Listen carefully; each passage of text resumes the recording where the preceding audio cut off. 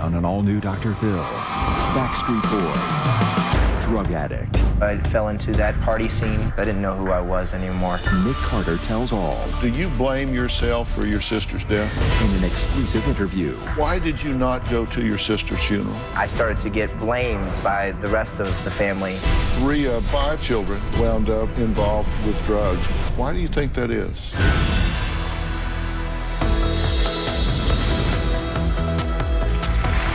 Well, at the tender age of 12, he made millions of hearts swing.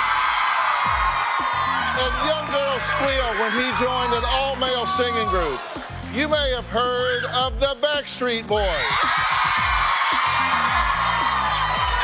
Well, today, that 12-year-old is all grown up. And he is here to tell all. Nick Carter has a new book called Facing the Music and Living to Talk About It. But first, he's facing his fans right here and singing the critically acclaimed chart-topping song, I Want It That Way. Please welcome Nick Carter.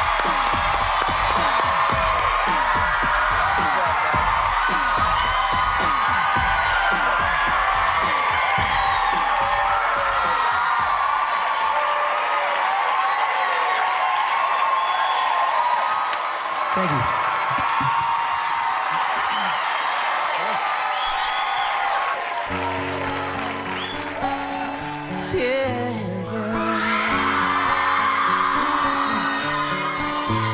You are my fire, the one desire. Believe when I say I want it that way, but we are 2 worlds apart.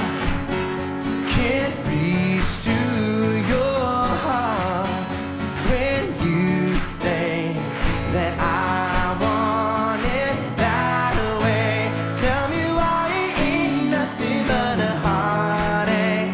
Tell me why it ain't nothing but a mistake. Tell me why I never wanna hear you say I want it that way.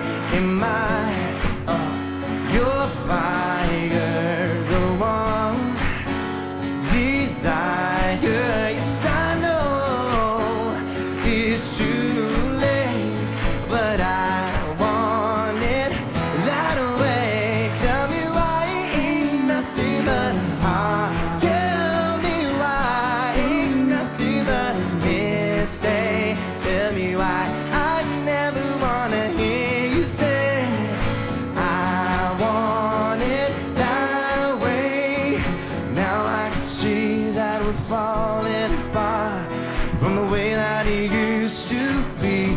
Yeah, no matter the distance, I want you to know that deep down inside of me, you are my fire, the one desire.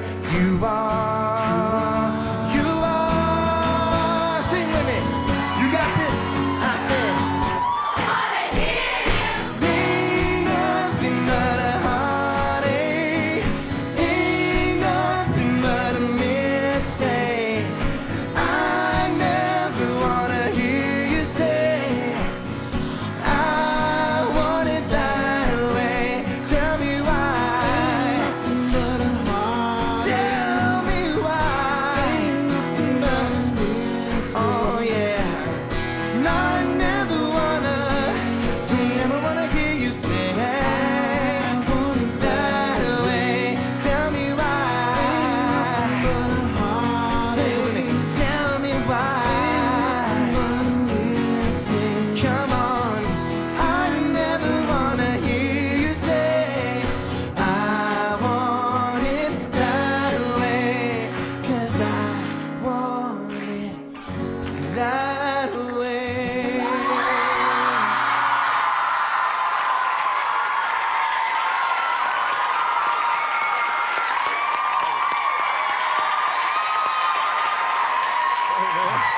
Good to see you again.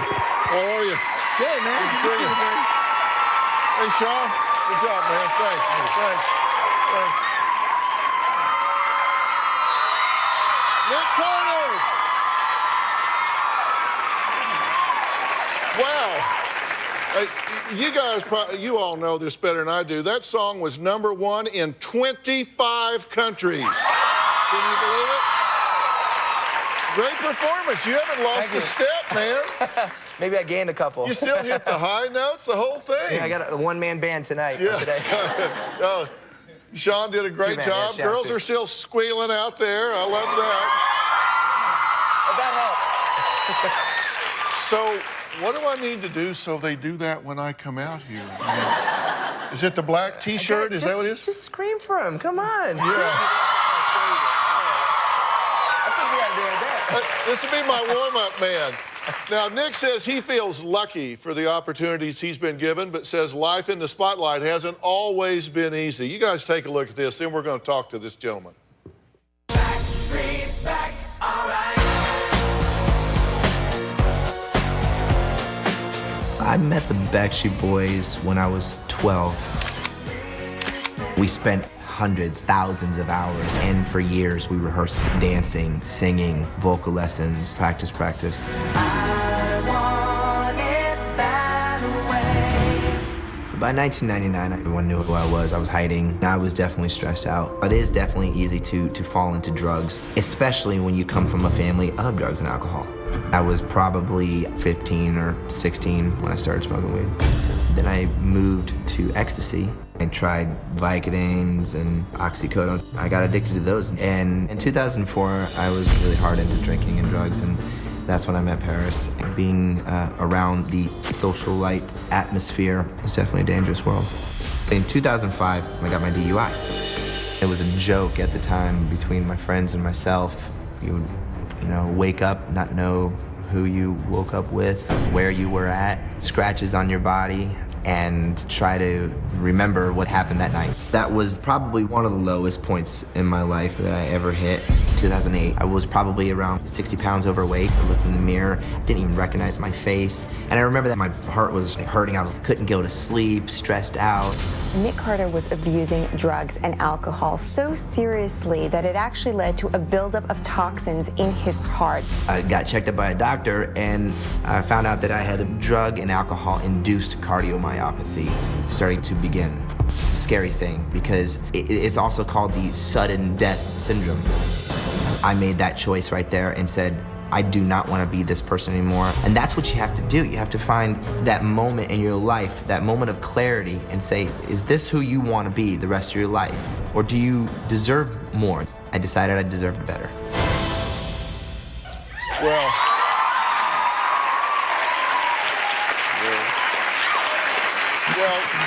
there are obviously millions of people world over that are glad Nick made the right choice. He was able to get his own life on track, but sadly it wasn't the same for his younger sister, Leslie. Take a look. My sister Leslie was very troubled. She was dark, she was tormented, and she went through so much more than I could ever have imagined. Leslie actually passed away almost 2 years ago. She died of a combination of prescription drugs, and it was the most horrific news I've ever heard. I actually have taken drugs and drank and fallen asleep and thought I wasn't gonna wake up. I wasn't able to save her. It was just too late with Leslie, and still to this day, kind of don't believe that it happened. Well, Nick actually dedicates his new book to his sister, and it's called Facing the Music and Living to Talk About It. It's published by Jay McGraw's Bird Street Books, so we're very proud of that.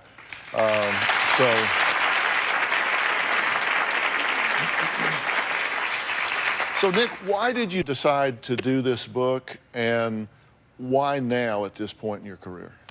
Well, I think, as the responsibility of that I've sort of been given as a celebrity, I feel like it's good to give back, and this is my own way to sort of not aggressively give back. If someone's going through a hard time in their life and want to they want to reach for a resource or something like that, I figured this would be something that maybe they could grab and, you know, hopefully jumpstart, you know, that healing process.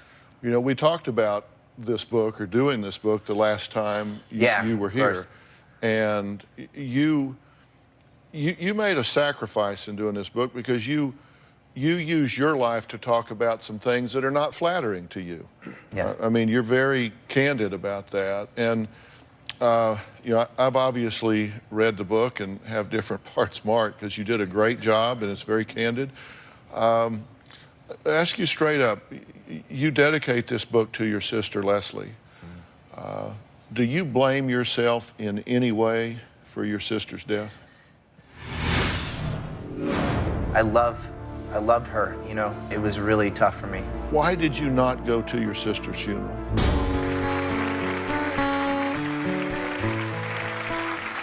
Ask you straight up, you dedicate this book to your sister Leslie. Do you blame yourself in any way for your sister's death? There's definitely a part of me that did blame myself. I think that's because of the responsibility that I sort of took on as the oldest member in my family. Probably should not have been taken on. And You're the oldest of five. I'm the oldest of five, yeah. And you were pretty hands-on as that oldest. You were involved in their lives a lot. Yes. So you do have kind of not a parent role, but you felt responsibility. I did. I mean, in a lot of ways. Yeah, and it was tough. It definitely was tough because, you know, you have to balance it out, and then you have to like find a way to move on as well as, you know, take care of your family at the same time. So it's a turmoil. Why did you not go to your sister's funeral? The reason I did not go was because I actually got the phone call from my father that she had passed, and immediately the conversation turned into not about her death and not about the actual the passing and what had occurred, and more about themselves. And then I started to get blamed by the rest of the family. And I have a large family, they all went there, and they were blaming me for the death. Well, you talk about that in here, and the message from them was if you had been there for her, she would be alive today. How did it feel to hear them say that to you? Did you believe it at the time, and how did it feel? I felt it was unfair.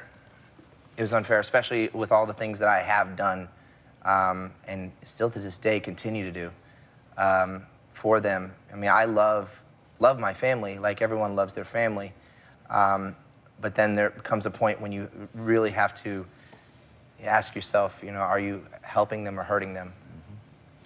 You say your relationship with your siblings is toxic. Is that true as of today? It has been toxic. The communication is something that I'm still to this day trying to work on by going to therapy, learning how to communicate, try to evolve, and it's tough when you come from a background like that and a home that is really up and down and roller coaster. Did you know that Leslie was depressed at the time of her death? Leslie, for a large portion of her life, actually, a lot of people don't know. My mother and father were trying to actually get her diagnosed for a bipolar disorder. Mm-hmm. How did that death affect you? I mean, we have things in our lives that we look back on and say, this was a watershed event, this caused me to take a fork in the road. Mm-hmm. What effect did it have on you? Basically, the effect it had on me was that things need to change, something needs to happen, and so that's why I tried to change my life around and lead by example and do things that maybe they could see, because what I was telling them to do wasn't working. So if I was like, Leslie, go to rehab, or Aaron, do this, or whatever it was, no one would listen to me. So I felt like I have to reverse the role and I have to do something and show them that I'm being a better person, being a better example, and that's really what I was trying to do. And do you believe that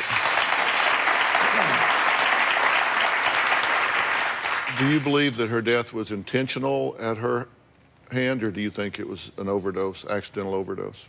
It's really hard to, I didn't know the details that much. I mean, she did die in my father's house, and there was, I really don't know exactly. But you know what she was happened. using. That's I one of know the she reasons was. you tried to stay away from her at that point, right? Exactly, and that was why Leslie and I had a very hard relationship our whole life. It was really difficult to have a relationship with her, but I was starting to try to stay away from her because the things that I was doing and trying to help her with, they weren't working, and they, you know, when someone's doing drugs, you try to also, you know, Sure. protect yourself. You said it was a hard relationship, but you talk about in here that when you learned about her passing, that you laid on the floor for 2 hours and cried. You missed her then and you miss her now. Yes, there's no doubt about it. I wanted nothing but the best for my sister Leslie. I loved her, you know, no matter what our relationship was. And when it happened, I was on a shower floor for 3 hours, torn, because I wanted to go so badly to that funeral. But at the same time, knowing that I didn't want to expose myself to future scarring and hurt, you know, it was really tough for me. Yeah. You say on page 20 of your book, and this really jumped out at me, you said about 3 years before she died, Leslie came to one of my concerts in Canada. She was in bad shape. I hadn't seen her in a long time, but she definitely seemed medicated then. I felt uncomfortable and helpless. I was embarrassed to a degree, and I felt guilty too. I thought, man, it's my fault she's like this. I took on the guilt and responsibility of her drug problems because I had set a bad example. I was in the celebrity spotlight, and my brother and sisters were watching me. They saw me drinking and getting arrested for fighting and for drunken driving. I just wasn't a good example for them to follow for a long time. And you've changed that now. What has been the most important thing that's empowered you to go from that dark place? We saw it in the first video. You said you were way overweight, you were using, you were drinking, you had this heart problem that was induced by the substances. What was the main thing that allowed you to turn this around? I think, and I said this, I took a look in the mirror and I didn't recognize my face. I didn't know who I was anymore. And, you know, I remember thinking to myself, this is not the person I want to be. This is not who I deserve to be.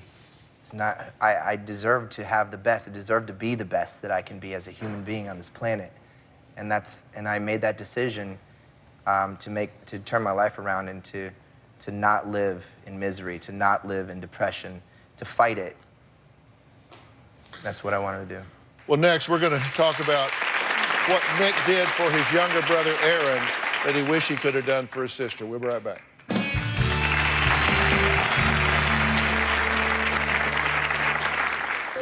When I saw my siblings partying and doing the things I did, there was a portion of me that felt as if maybe I influenced it, and it was heartbreaking.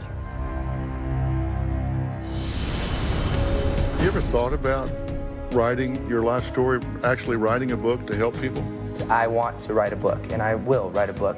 Well, I'll make you a deal. You write it, I'll launch it right I would here. love that. I think that would be amazing. Well, so here we are today. He's been nominated for 7 Grammys. He recently earned a star on the Walk of Fame, and now Nick just finished writing his new book called Facing the Music and Living to Talk About It. And let me tell you, you even get some really cute baby pictures in here. I know what happened. Nick reveals details about his personal life and really a chaotic household where he grew up. Take a look. Being the oldest of 5 kids, I always had a lot of pressure when it came to the siblings. I became the father in a lot of ways at a really young age due to the fact that I was making more money than my father was at the age of 14 or 15. I became the provider of my family. And so I did have a sense of responsibility. In a lot of ways it was wrong, but all I really cared about was seeing them have a better life. When I saw my siblings partying and doing the things they did, there was a portion of me that felt as if maybe I influenced it. I'm the older brother, I'm the one that they all looked up to. But then there was a point when I decided I wanted to make a difference. When my brother entered rehab, I took him there. Myself and my fiance Lauren, we both were there as he went in, and it was heartbreaking. But at the same time, it was more hope than anything. Well, Nick has written this book, Facing the Music, and he did it because he wants to use his life. I mean, it's already happening. I'm watching our Twitter board just blow up. He Who 2918 says, following by example is extremely powerful, more powerful than you can ever imagine. Helen Luss, 1957, says, what a role model for teens and young adults. I don't believe anyone means to overdose. They are sick and need help. How did you feel when you saw your brother Aaron starting to party as much as you did? I mean, the first thing that comes to mind is that, you know, I love you, and I want you to, as the big brother, to sort of look at me and not go through the things that I've gone through. You said growing up, fear was a part of your everyday life. Why was that? It was just the way my household was with my father. You know, he was a dominating personality, and I think that that's something that carried over later on in my adulthood as well. You know, lead by fear, and I don't agree with that at all. I feel like you have to, you know, lead with love. Yeah.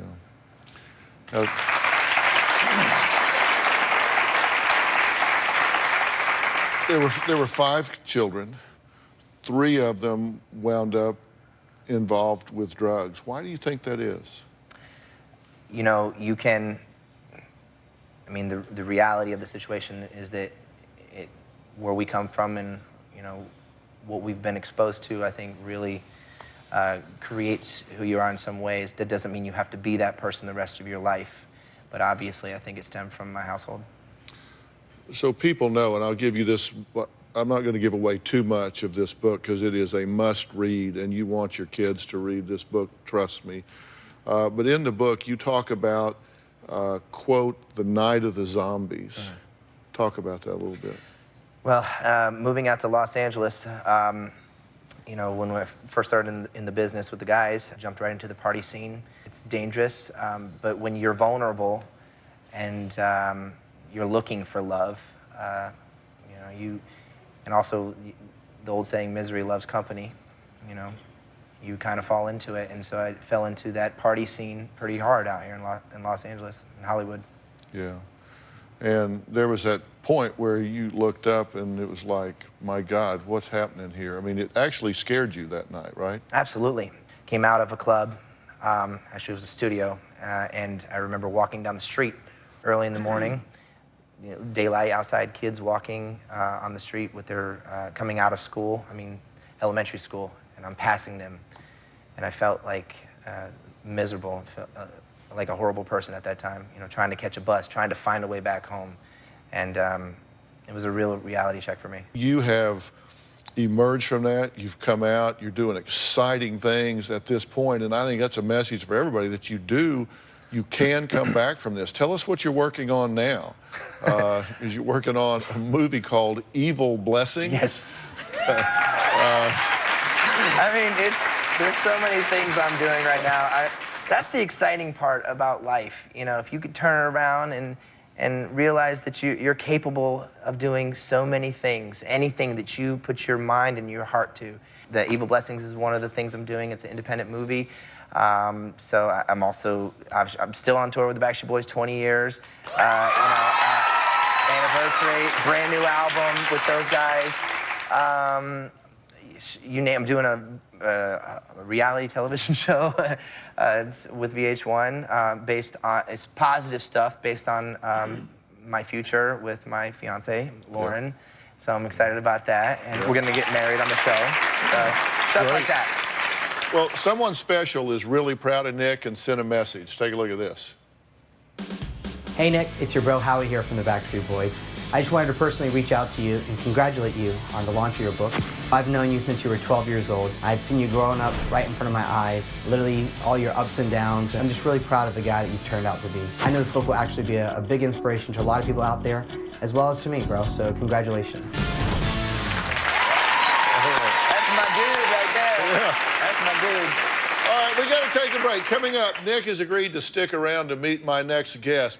They say their 16-year-old is making all the wrong choices when it comes to drugs, dating, and dropping out of high school. We'll be right back.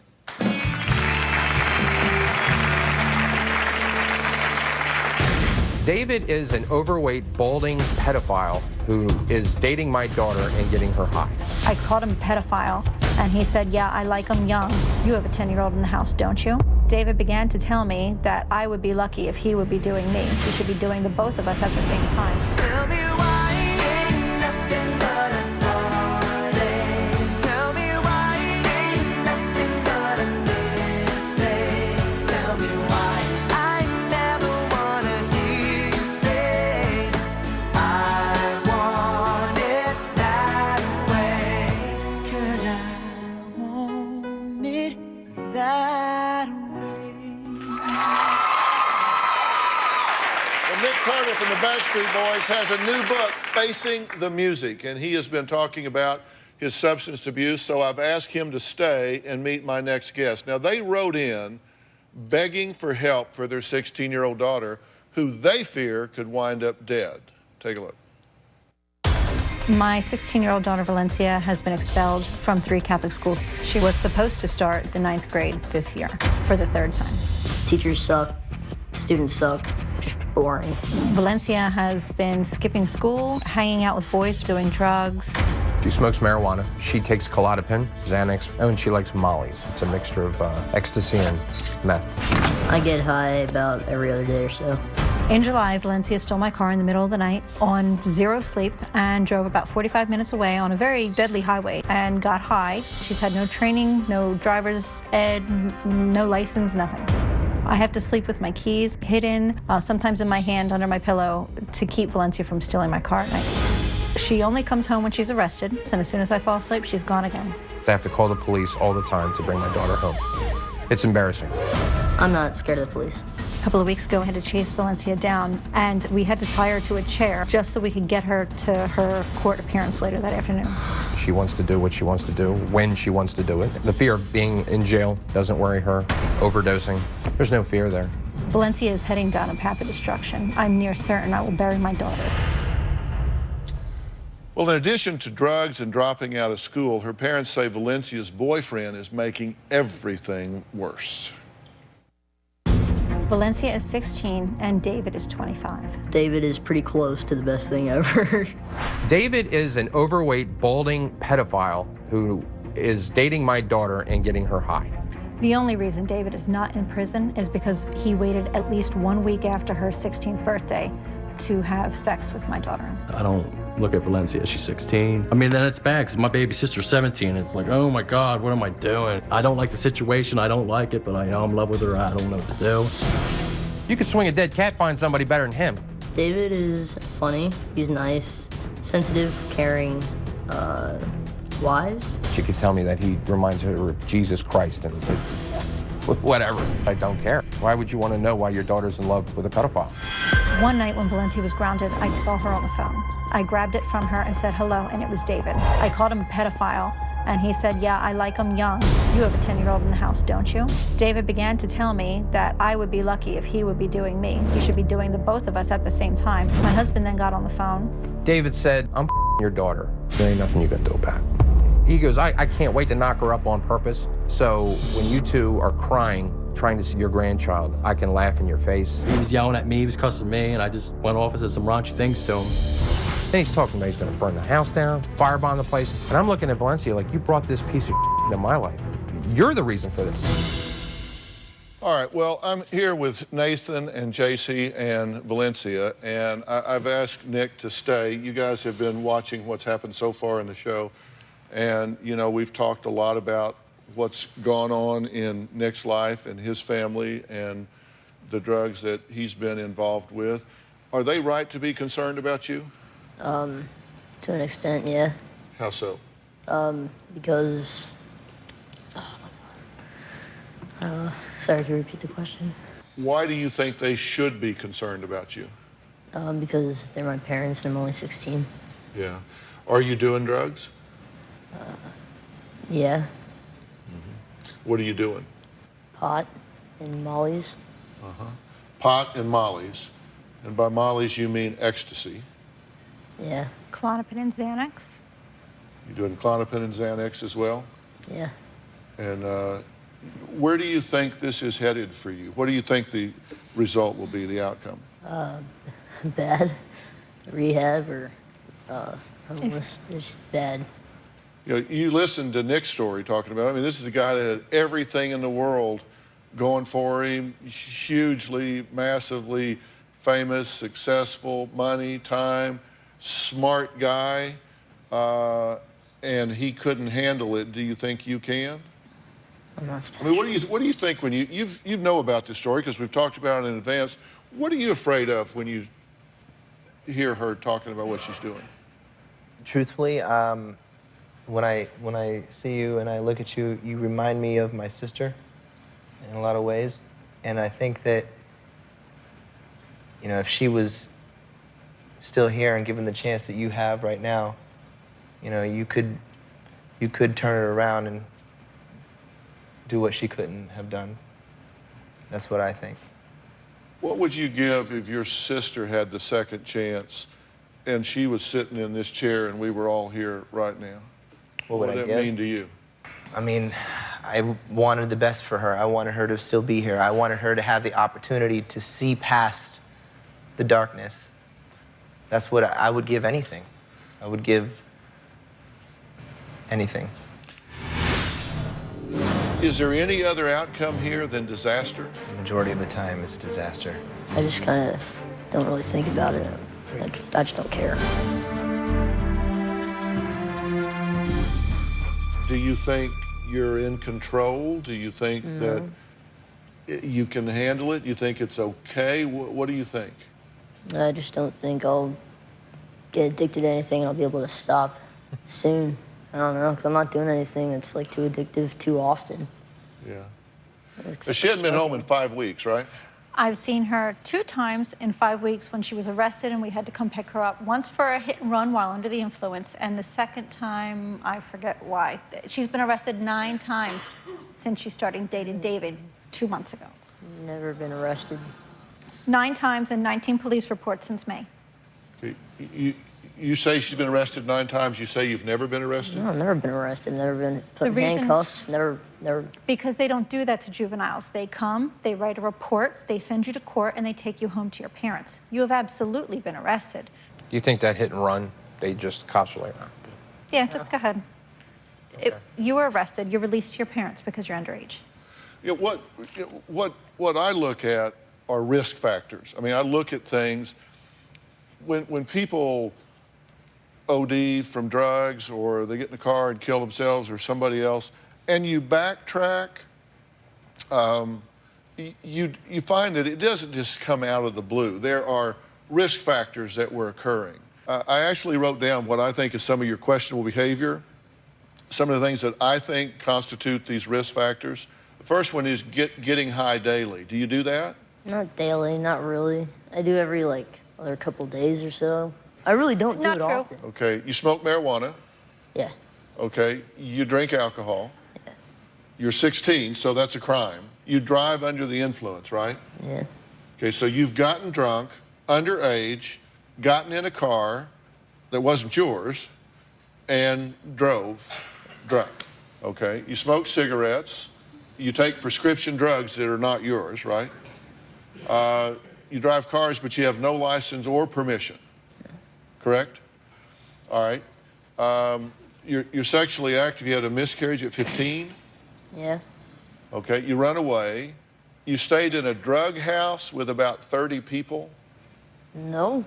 No, you didn't do that? It was like 3 people. You dropped out of high school? She's about to repeat her 3rd time in the 9th grade, so we have really no other option, plus all the schools she's been Okay, put why out do of. you roll your eyes like, I I'm can't just believe you're saying nervous that? and I'm just like, I'm sorry? it's national TV. whole world, you know.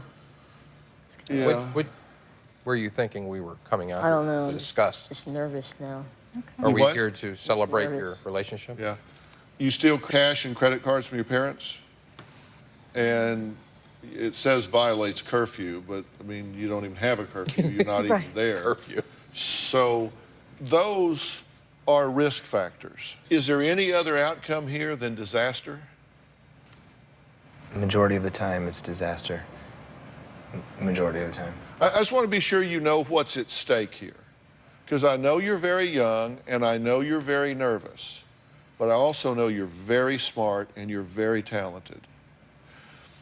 Do you get what's at stake here, or is this just a bunch of old people that don't get it? No, I know what's at stake. I just kind of don't really think about it. I just don't care. You don't care?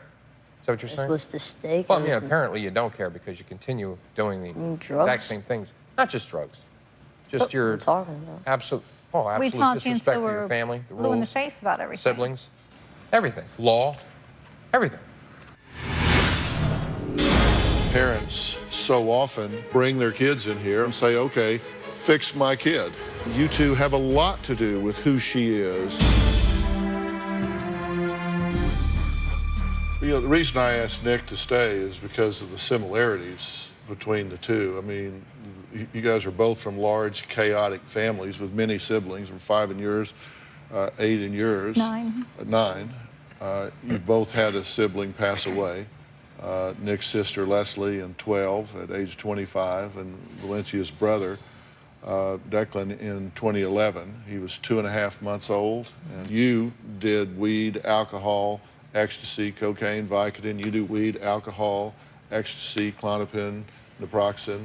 Both of you are musically gifted. She's very gifted musically. Very. Yeah, I play guitar. She Drums. sings, plays guitar. Valencia plays guitar, piano, drums. You know, I mean, it just goes on and on. And one of the things I want you to know that I get is this isn't all about you. It's interesting to me how parents so often, I've said it before, they bring their kids in here, oftentimes dragging their kids in here. You can see heel marks all the way down the runway because they don't want to be here. And they drag them in here and say, okay, fix my kid. Fix my kid. And it's not that simple. This is a family phenomenon here. And it astounds me when adults talk about the younger generation as though we have nothing to do with it. Right. You two have a lot to do with who she is. Absolutely. And the choices that she makes. I agree with that. You don't like this boyfriend that she has. He's 25 and you're 16. You know, in a lot of states, that would be statutory rape. Not in mine. And you're dodging a bullet in that regard. You guys don't like him. You think he's beyond worthless, right? Mm-hmm. Is he the only one that's keeping Valencia safe, or is he the terrorist pedophile that Valencia's parents say he is? Well, we're going to find out right after the break. A special thanks to Nick Carter for sticking around. Be sure to pick up a copy of his new book, Facing the Music and Living to Talk About It. And everyone in the audience gets a copy, right? And for those of you at home, log on to drphil.com for a chance to win your own copy. Thanks for being here. So long.